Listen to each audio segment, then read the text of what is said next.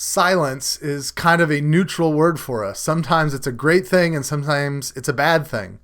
For some of us who are living at home with kids, we probably would be ecstatic to be able to have a moment of silence.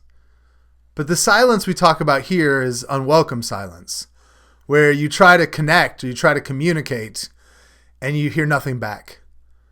Right now, some of us are waiting on small business loans or on unemployment benefits, and there's silence. Maybe we have a loved one that we've been calling and we're trying to check on them because we know they have an underlying condition, and we get silence. Maybe it's someone we live with, a roommate or a romantic partner or a child, and our relationship feels like it's crumbling. We try to talk to them, and all we get is silence. Worst of all, for some of us, we are praying that God would help us with something, and it feels like all we're getting is silence.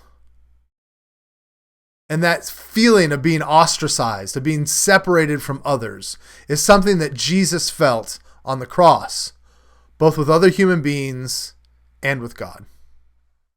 And at 3 p.m, Jesus cried out in a loud voice, "Eloi, Eloi, lama sabachthani," which means, my God, why have you forsaken me?" When some of those standing near heard this, they said, "Listen, he's calling Elijah." Someone ran, filled a sponge with wine vinegar, put it on a staff, and offered it to Jesus to drink.